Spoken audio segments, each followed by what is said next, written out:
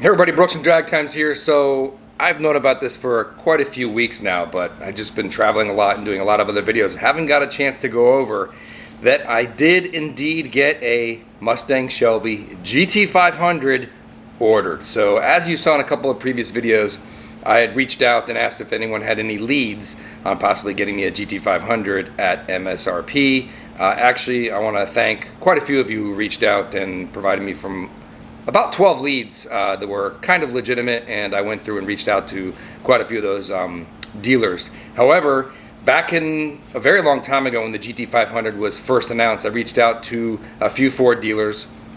The Ford dealer that I got my Ford GT from, which was AutoNation, and the Ford dealer that I serviced my car at, which is in Sunrise. And both those dealers basically said they couldn't help me. They wanted over MSRP for the car. I felt like I didn't want to pay MSRP or over MSRP. Obviously, I wanted to get one at sticker. So I'd also put my name down the list with Pat Milliken Ford in Michigan a long time ago. And I periodically reached out to them to see. No, I hadn't bought a car from them before, so I thought that was probably a long shot to get done. But they are a very large Ford dealer. I figured they were going to get a decent amount of allocations, and I think they've sold over 50 of the new Ford GTs.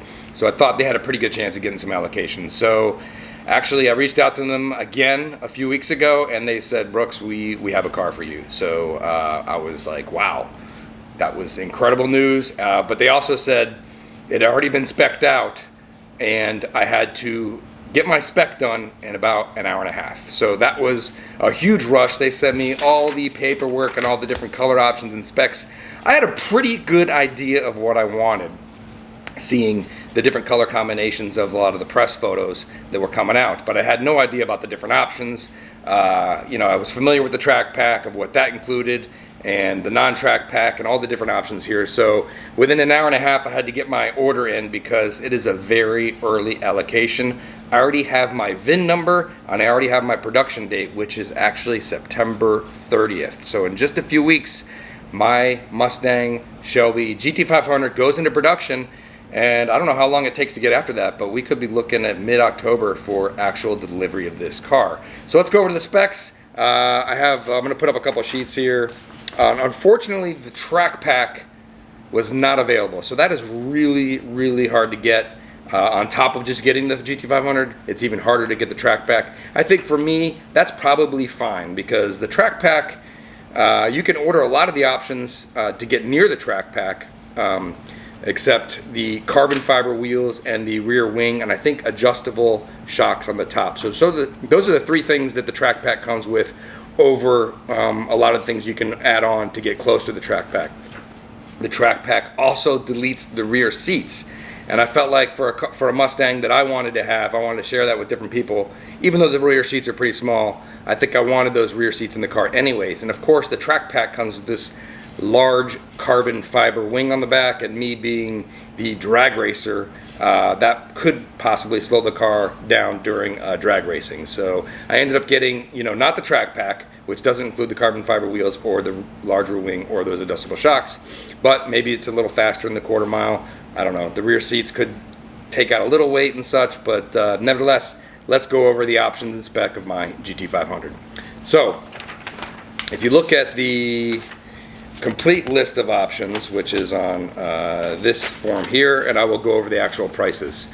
So first up is the carbon fiber track pack. That comes with the 20-inch carbon fiber wheels, adjustable strut top mounts, and carbon fiber instrument panel, the track wing, Cup Sport 2 tires, deletes the rear seats, comes with Recaro seats, the splitter wickers for the front, and wheel locking kits. So that I did not get. That option's I think it's about $18,000. That gets this Mustang around $100,000 depending on your paint configuration. So no track pack, but let's go down the list. First, let's pick the color. From the first few pictures I saw, the grabber lime green was just something I really wanted. So that's the color. It's grabber lime green with the black vinyl stripes across the top and on the side. So those are two separate options. The vinyl side stripes are $375, as you'll see on here, and the top stripes over the top are $1,000. Other options I got, I added in those Recaro seats that the track pack comes with. That Recaro leather trim seats, that's $1,595 here. And then the exposed carbon fiber interior, that's part of the track pack as well. I added that in. That is $1,000. And on down to the other options, we have the technology package. I added that. The technology package here comes with the B&O sound system. It comes with blind spot monitoring, cross traffic alert, heated mirrors, power seats, and voice active touchscreen navigation with Sirius XM and Travel Link. So I added that. That cost $3,000. There's also a handling package, which is $1,500. I added that as well. The handling package here, as you'll see, includes the gurney flap, which is part of the rear spoiler, I believe, and the splitter wickers, which are in the front. So it adds a little more aggressive look to the front of the car. That's also including the track pack, so I added that in. Let's see, we got the handling package, I already said that. Gas guzzler tax, you gotta have that, that's $2,600. Destination and delivery, $1,095. So with all those options, you got the Recaro seats, the exposed carbon fiber, the top stripe, side stripe, technology package, the handling package, and destination delivery and gas guzzler tax. The Mustang GT500 that I'm getting comes out to $82,465. So one of my big questions was, I know what the carbon fiber wheels look like. I wasn't sure what the normal GT500 wing looks like. Most of the pictures you see online have the larger carbon fiber wing, so I was able to find a couple pictures of that. I'm going to put them right up here. So it's definitely a more muted kind of lip that comes off the back. Of course, when you add the handling package, it adds a gurney flap as well. That is what is on my Ford GT on the back. It's a very slight kind of addition to the rear wing, which goes up and down on the active area of my Ford GT. Of course, there are no engine or transmission options. The GT500 comes with a 5.2 liter supercharged V8 built for the track, not supposed to lose power due to heat. It also comes with a 7-speed dual clutch transmission, and I'm sure there's going to be some tuning options for this car. I bet this motor can take a lot more, just like my old supercharged Ford TT.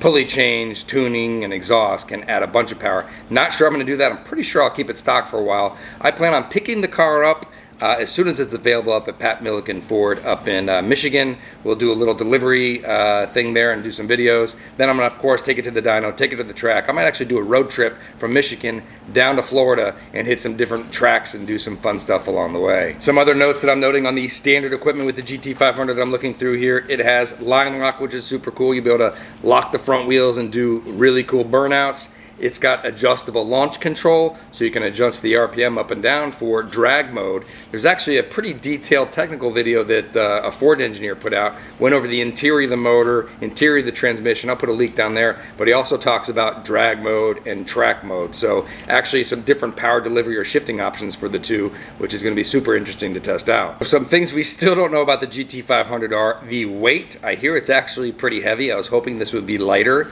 at least lighter than the Hellcat Red Eye Demon, because I'll be going after those. I know this car's not going to run 9s in the quarter mile, but it should be well into the 10s with the 760 horsepower. Ford actually did release some performance numbers related to the 0 to 100 to back down to 0 again, which is a good track test. I think they said it does it in just over 10 seconds. I really don't have a lot of data to kind of extrapolate what 0 to 100 might be based on how quick it can break back down to 0. But I'm probably expecting this to be on par with performance straight line of my new Ford GT in the background. I'm guessing it's going to run mid to high 10s in the quarter mile at well over 130 miles an hour. Maybe it'll do better. We'll see. Well, maybe this car makes more than 760 horsepower. You know, sometimes they make 760 to the wheels. If you go back and look at my original dyno graphs of my old Ford GT, that car's rated at 550 horsepower, and that car actually put down 530 horsepower to the wheels. Of course, now I have pulley tune and exhaust, makes 650 horsepower to the wheels. And if you didn't catch it, you should watch me racing my old Ford GT versus Shmee 150 in his new Ford GT. That's a really cool video. I'll put a link in the description to that. I haven't actually drag raced that car in a long time. It was super fun and actually very, very close. Alright, so there you go. I'm really happy to share my spec of my GT500 with you all. Let me know in the comments, what do you think of this spec? What do you think I should race it against? What do you think it's going to do 0 to 60 in? With that dual clutch transmission and adjustable launch control, hopefully it's flexible enough to get some really good times out of it. Of course, I'm going to take it to the track as well. I think we should probably also race my two Ford GTs against the GT500 as well. And as for getting my VIN and production date, I haven't really heard a lot about other people getting that, so I think I might be getting the car pretty early, which would be super cool to get. So thanks again to Pat Milliken Ford for hooking me up with the GT500 application. And upcoming races we got, I was just at the track, we have before and after testing of the McLaren 600 LT Spider. We took that down to the drag strip, we tuned it, and we did performance testing afterwards. I also got some really cool data from a close to 900 horsepower Ferrari 812 super fast from a good friend of mine. That thing just screams. We got some really cool drag racing videos of that, with that thing screaming down the quarter mile. Very good. He had good tires on it. We got good 0 to 60 data, full V-Box results of that, so look forward to that coming too. I also took my Model 3 down the drag strip, and I'll be posting those results as well. Of course, if you want to see a lot of upcoming GT500 stuff, I'm planning on trying to get to the factory and actually seeing the car built. We'll do videos on that. So make sure you hit that subscribe button, and we'll keep you posted.